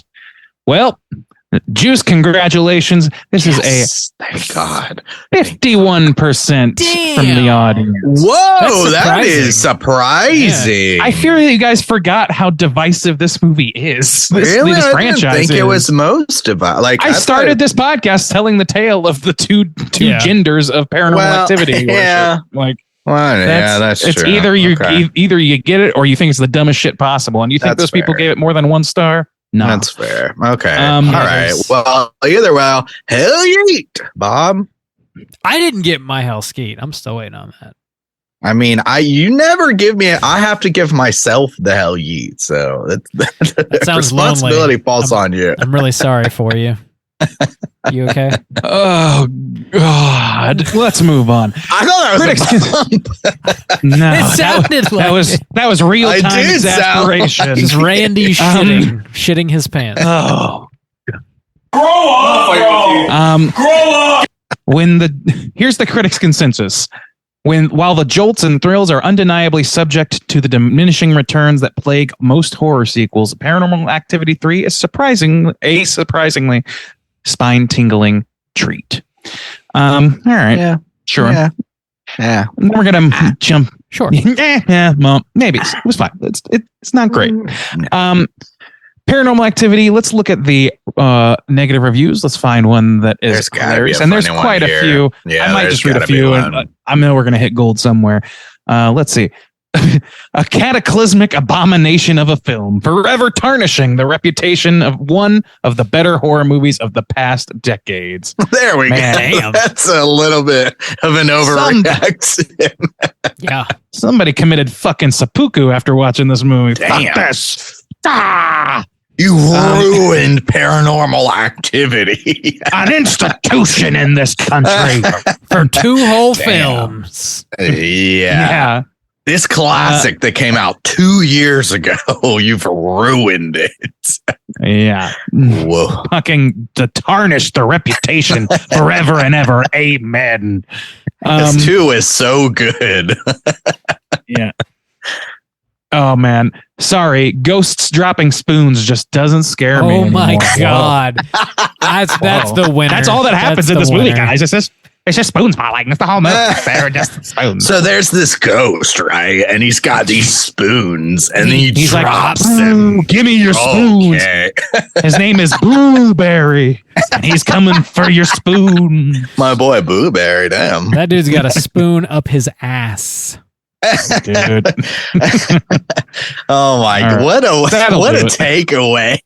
I know. It's, it doesn't do it for me. Ghost dropping spoons. Oh, he doesn't drop spoons. He doesn't impregnate if they cut the spoons out of this movie, this guy would have had an orgasmic experience. But God damn it, they had to drop that spoon, and it just ruins the whole thing. Tarnished the reputation. The theme song is Spoon Bang from who's that? Soundgarden. Spoon together with your cereal. Hey. Oh my. Yeah.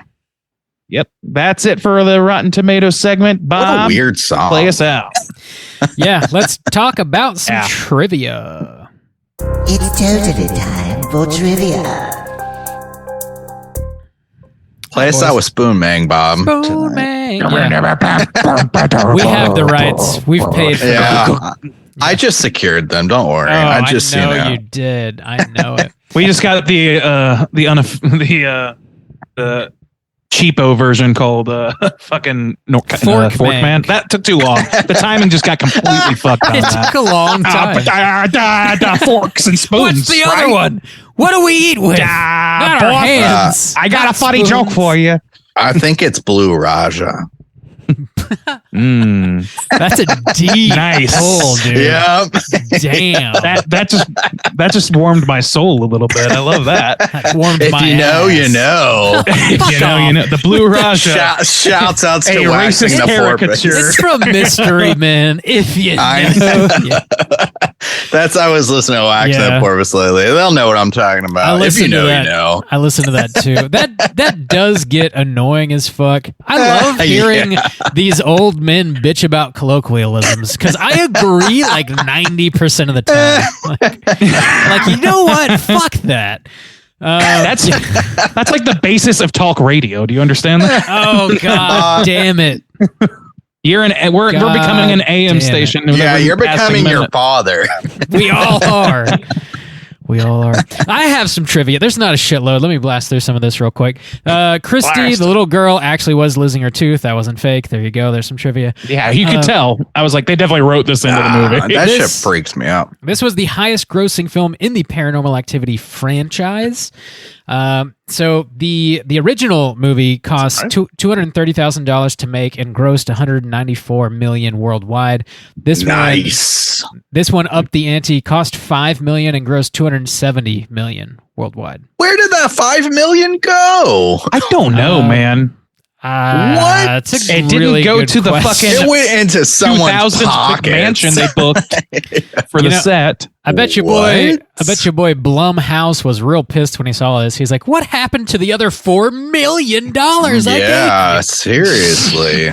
It went to that catfish show. Yeah, this fucking catfish. This franchise really was though, like, you know, the franchise that built the Blumhouse, so to speak. Like, this was their big. We built the Blum. Yeah, good call. That's true. They had like 4 or 5 movies before the first Paranormal Activity, and none of them I'd really even heard of. This shit blew the fuck up though, and then the next year, instead of producing like 5 movies, it was like 20. They would just fucking boys, ham. We just need one big break. That is, and then we'll go straight to that's a sound clip from Mr. Jason Blum. That's exactly what he sounds like. Yeah, that's a moment. And now we turn it over to Jason Blum. What do you got to say about your new hit film, Paranormal Activity? In my moment of glory. Thank you, Jason. I wish he was a roided out wrestler looking motherfucker. I like to make the horror films real cheap like, and let the cream rise to the top. That would be fabulous. And, that would be great. That'd be nuts. That dude would just be on so much cocaine in reality. So much cocaine. Wow. Maybe he is. Who knows? Probably. The camera that we see in the movie is actually like the body of an old school VHS camcorder, but they just like took a high def camera, a digital camera, and stuck it inside of that. So that's weak. God, that's what I they hate did that so there. much. So stupid. Just fucking even if you film it that way, throw some overlays on that thing. You got $5 million. Yeah, you can pay. You for can some afford an plugins. overlay. Buy a filter. To help celebrate the DVD and Blu-ray release of Paranormal Activity 3, Paramount held a contest in which 2 winners would be flown out to LA to attend a special viewing of the film at the house in which it was filmed. The winners were picked based on trivia knowledge of the franchise, and in this instance were flown in from Michigan, treated... How much trivia could there be? I don't know. It couldn't have been that much, right?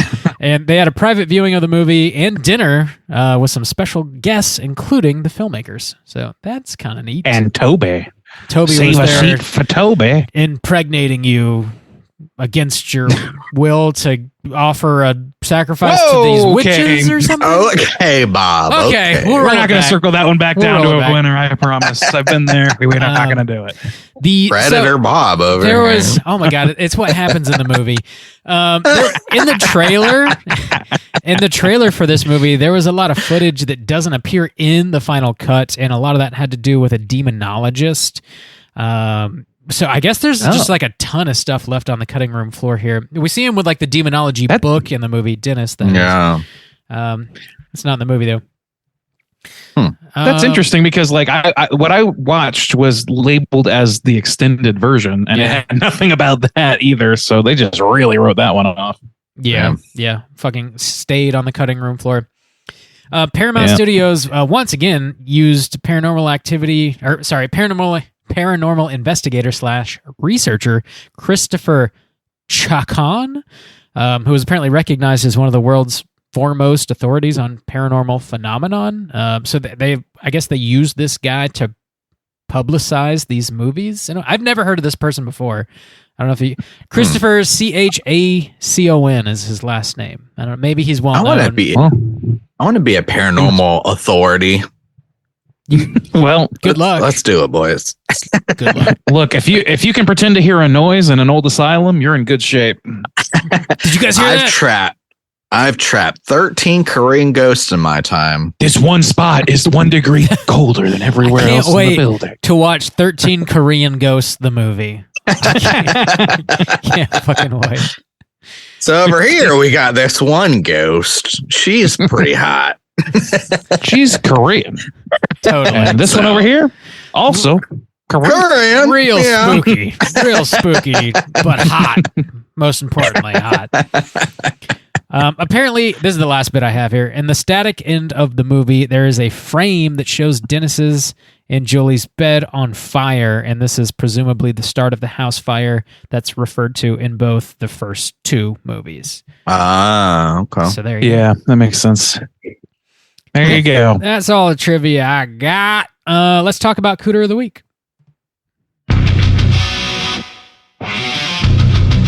Straight chillin'. Cooter of the week.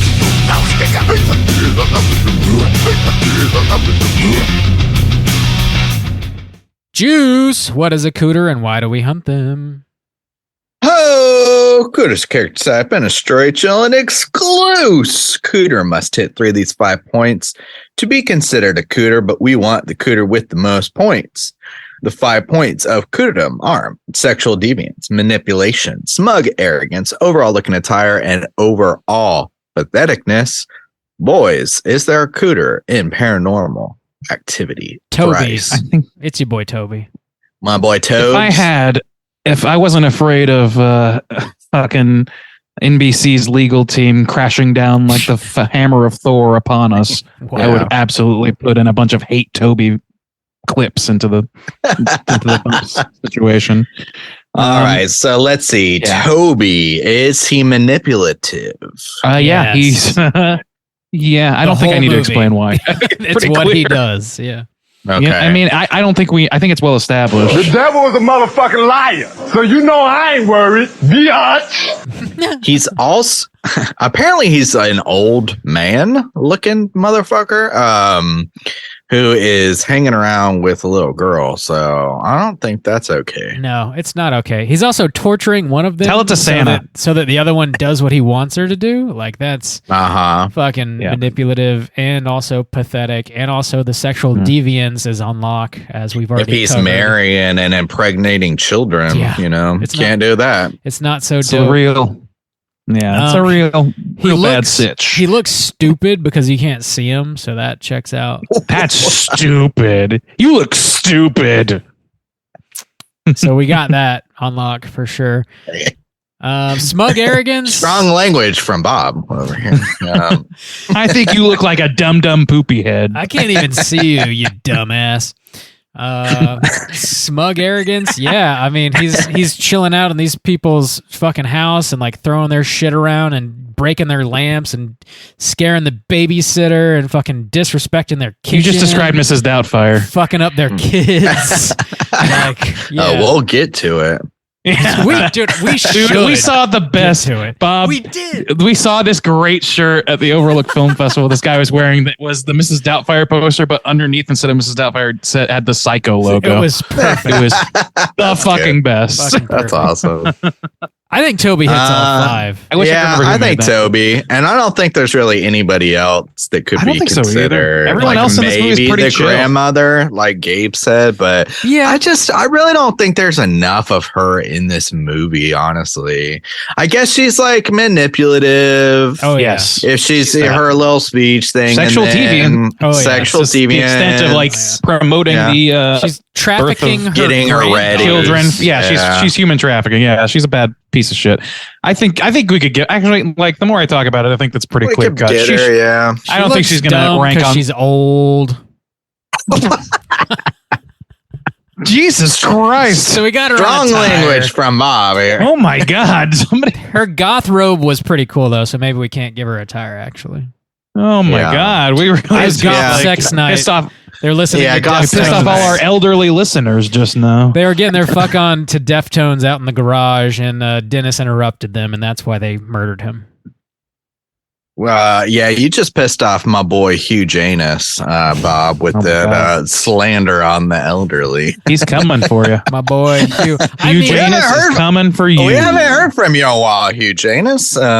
Call in. no disrespect to the elderly at all. Honestly, I hope one day myself to be an elder. So here's hoping. Yeah. Hopefully, Nope. if Hugh comes on next week, gives us a call and tells Rob to go fuck himself. That'd be a lot of hilarious. fun, I think. I would That'd be great. Yeah. graciously accept that, Hugh. Hope you're doing well, Hugh. Yeah, man. Hope you Yeah. are doing well. Hope you're watching some cool, scary shit and having a great time. Yeah, I think we can lump these two together. Grandma Lois and Toby Maguire, locked and loaded. Got them. All right. Got him. I did not make that connection quickly enough. All right. Yeah. Lock them down. Locked We them got 'em. down. All right, boys. Let's chill the fuck out and talk about what we've been watching this week. Hey gang, what you been watching? Oh, Randeezy, what you been watching? Well, without going into too much detail, we all, the three of us, have seen quite a few films this week. The two of us, Bob and I, were at the Overlook Film Festival in New Orleans this week. And matter of fact, it got back yesterday. But we are going to do a whole recap of that, just like last year. Juice also got quite a few screeners to burn through. Thanks to the studios for that. We'll get into more detail about that in our respective spots for that. Juice, I think you're coming up with your video about that pretty soon, yeah? Yeah. I'm going to cover all the screeners I was able to get through, which was quite a bit. Yeah, they hooked us up. So that was really nice. Did. Yeah, it was a lot of fun. But we're going to save that talking for later. I'll just say we got some sneaks on some upcoming bangers, I would say. Yeah. Other than that, really not a whole lot of other things that really monopolize my time. I've only seen the first episode of Ted Lasso and Succession, the new seasons, and I love having that counterbalance, but I'm need to catch up now. And then Metroid Prime has been on the back burner. I did watch some like old Breaking Bad episodes on the flight just to kill the time, but I don't even really count that because it was literally just to kill the time. I really don't have a whole lot to add. So I'm just going to call it short. Right on. Cool. Juice, what about you? Yeah, outside of the Overlook Film Festival, I mean, I was watching a shit ton of films. That takes a while. But there was one thing extra that it's kind of worth mentioning is when we did our Simpsons episode, either last year or the year before, Warren was kind of talking about some later Simpsons episodes that really stood out as really quality ones. And there was one specifically about Flanders. I was trying to just pull up the episode name right now, but I can't find it. But I know it's in season 33. Oh my God. Oh. It's in season 33. My God. And it's like a two-parter, so they just play it out as a 45-minute long episode. And man, I can see it's crafted well, it's crafted almost like this kind of spoof on a film, almost kind of like No Country for Old Men, but it's got some Tarantino flares in there with how they use the music and how they do some of the editing, and stuff like that. Maybe even some De Palma stuff in there. And so from a craft standpoint, yeah, it's crafted well, but the late Simpsons is just not really for me. The types of jokes, they just don't land, and I don't exactly know why, but it just doesn't hit. And poor old Marge, man, that I can't take her voice these days.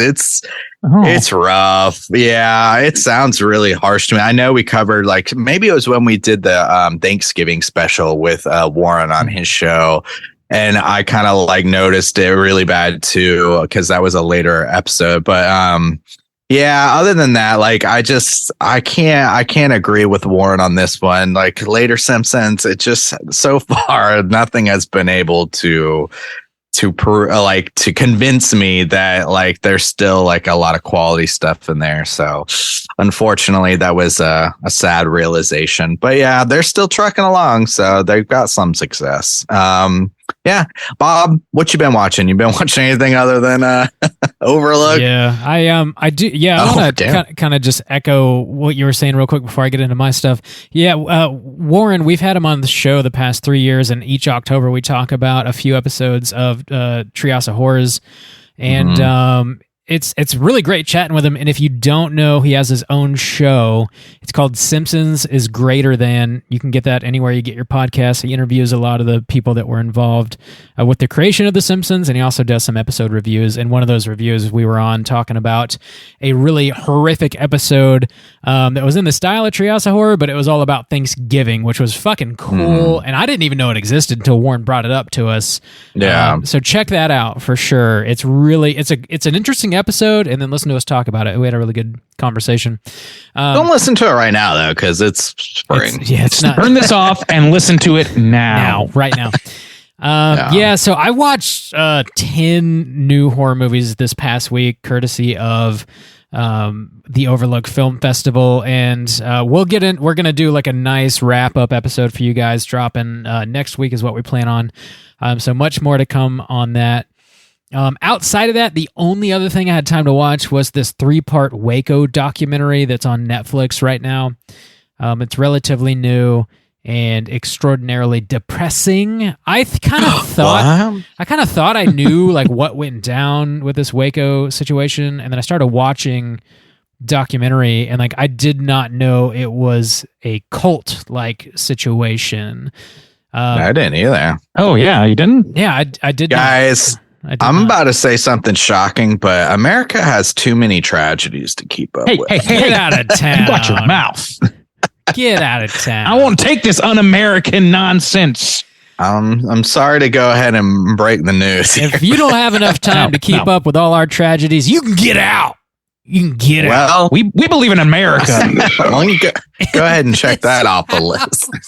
Oh my God, Randy. Oh my God. Too good. It was. I found it interesting because basically everything I thought Waco was just fucking wrong. But it's extremely depressing.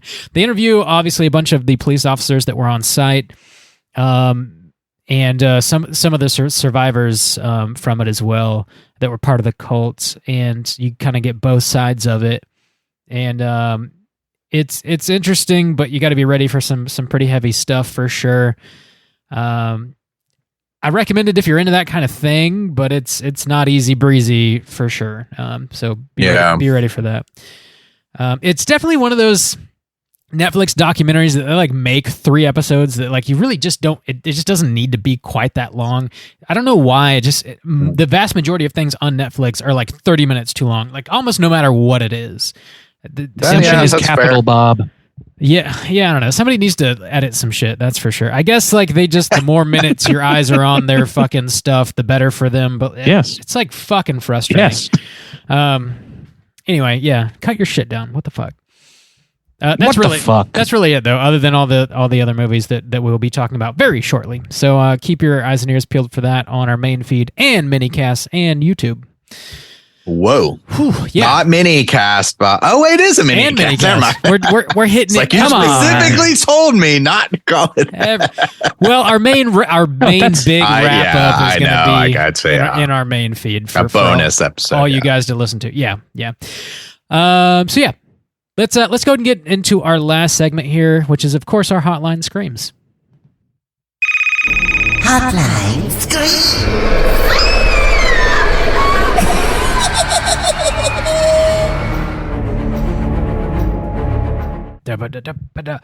If you are listening and would like to call in and leave us a voicemail, looking at you, Hugh, to be featured on next week's show, hit us up at 904-638-3231. We do have one voicemail this week. Our friend Caitlin from Plug It Up rang us up. Let's go ahead and hear what she has to say. All right. Hello, gentlemen. It's your friend Caitlin from Plug It Up. I'm settling in for a movie to wind down the evening here and thought I'd hit you guys with a question. I'd love to hear your answers, and if you'd like it as a Hotline Screams prompt, feel free to use it. Oh. But the question, or prompt, I guess, is make up a Jeopardy category that you would absolutely sweep. And I think all of us could probably sweep a general horror movie category, so maybe give us, like, a super niche horror Jeopardy category, or maybe something not related to horror. Love you guys. That's a great prompt, and we are going to use that. Yeah, I like that a lot. Geez, anybody got anything off the top of the dome? I have one that's not horror. Yeah, okay. Maybe. What is it? I was realizing this week, just by sheer virtue of like what I watch to wind down at the end of the day, is like silly little YouTube videos. A lot of them are focused around the Legend of Zelda, and I think that I could probably answer just about any question about certainly the 3D Zeldas in a Jeopardy format. Any question that they're likely to have, anyway. I don't know down to the code, but I've seen a lot of shit about the goddamn Zelda franchise, and I don't think I'm stopping anytime soon. So. I could tear up some Zelda. Yeah. Yeah. That is a good question. I got a couple like random things I could probably do pretty well at. I've read like 4 or 5 of Anthony Bourdain's books, so I know a lot about him and his life. I'd probably do pretty well with that. General like tiki history and knowledge, I'd do pretty well with that stuff too. That's yours. It's over. Yeah. There's a handful of like musicians that I fucking love. Like if there was a Misfits round, I would fucking murder it. If the producer and musician Danger Mouse, I know too much about. If there was a round on him, I'd do pretty well too. So yeah, there's a handful. And then of course, general like horror knowledge, I think we'd all do fairly well with. Yeah. For example, our trivia round that we did at the Overlook, tested by our boy Ted Gagan. Yeah. We did we did really well. I thought for most people, it was like every round was 7 to 9 out of 10s, but in that crowd, you had to have 10 out of 10s. So I'm imagining myself against. Did y'all embarrass us? Dude, no, we not did at all. extremely well, but you just had in that situation, you had to get all 10 answers correct, and then you would also not be the only one to do so, and then you'd have to pick a random number between 1 and 100 and be the closest to the number to win. It was basically a lottery. How many people got win. 10 out of 10? Every round there was at least 3. Yeah, 2 or 3. Wow. Yeah. It was competitive. Either that or they were all just lying because you were grading yourself too. So like that's true. I'm not saying anybody was lying, but it could have been possible. But probably we may have witnessed someone very famous cheat at trivia last year. So it's not outside of the realm of possibility. Directly benefit our friend Mikey from Let's Get Physical. And so okay. And we hold nothing but love for all of it. It's true. Yeah. No. Juice. Yeah, well, since you were bringing up music, if you ever need to name any Arctic Monkeys song title, I know them all. Yeah. And if you need to know what album they're off of or what B-side they're on, I can tell you. Let me. I doubt they're going to have a bomb the music industry round, but I can nail that one. That would be my number one band. I mean, I know a lot about like Brit indie stuff. I don't know. Yeah, that was the only thing. I'm terrible. Like I'm off the top of the dome. I'm usually no good anyways. Even coming up with Jeopardy themes that I would be good at. I'm sure there's some, but I can't. Yeah. I'm going to guess women's perspectives. Yeah. Mm-hmm. Yeah. Stain. Sexual positions. Let me. Yeah. The old 96. The old 6'9". Sexual positions that begin with the phrase "the old." The old 96. The old reach around. The old Alaskan snow dragon. I'm gonna see if I can. I stumbled across this YouTube clip of this like British. It was like old. I don't know if it's a parody or not. It was this old British, game show, and it was like crazy sexual positions. And this old woman was just like rattling them off. Like she was like, and then she like missed one, and she was like, "Oh, of course!" Like, of course, she was cracking. I gotta find that and post it up on site. She was cracking me up. I haven't rocked a glass bottom boat since 1978. It was like the Alaskan snow dragon. She was like, "Oh yeah, oh my god, my favorite." God. Of course, I was gonna say Siberian snow dragon. Totally different thing. The old steamboat. I gotta find Willie. that shit. Yeah. Anyway, the old gotta be. Yeah, that's a solid solid prompt. Thank you, Caitlin, for letting us use that. Yeah, if you guys are listening and can think of a Jeopardy situation category that you would just absolutely kill at, call in and let us know. Yeah, good one. Yeah, I like it. So yeah, that's all we got for Hotline Screams. Hit us up at 904-638-3231. Actually, you know what? In honor of next week's show, I do want to throw out just one more prompt. And I've mentioned this before. I don't think we got any calls on it. Maybe we will this time. So next week, we're talking about the winner of the 420 poll.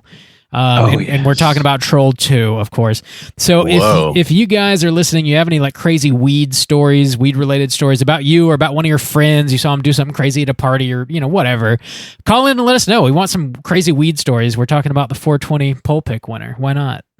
The colors, Duke! The colors! Dude, Because Randy's got a good one about me. He's Yeah. already told it before on this show. we can You'll have share to some of that. Remind me, because again. there might be a couple. we can get into that. There was a tornado involved. Okay, I'm not remembering, but okay. I'm not sure what you mean, but I know the story. I have to. Yeah. All right. So yeah, we can share some of our weed stories on next week's show as well. We can get in the spirit of things. So yeah, call in. Let us know. 904-638-3231. We're talking about Troll 2 next week. Slam your eyeballs into it. Get ready for next week's show. Until then, hit us up on all the social medias. You just search Straight Chilling Podcast anywhere. You'll find us. We are on Twitter at STR8_chilling. Send us an email at straightchillingpodcast.com. And if you want to join in our daily Slack channel conversations, just let us know on one of those social media outlets, and I'll send you a link so you can do so. It's a wonderful supportive community. We talk about the movie of the week and television and games and stuff, and it's great. It's a lot of fun. A lot of great people on there. Join. And until some okay people. On there. some people are like, I don't know. No, they're all fucking wonderful. All of them. Every single one of you. Fucking great. So yeah, most of you are pretty good. Join up. Shut up, Stains. What a son of a bitch. You fucker. We love our Slack community. We really do. For real. So yeah, join our shit. And until next week, as always, all you mother truckers, please keep chilling. I'm tired of this, Grandpa. That's too damn bad!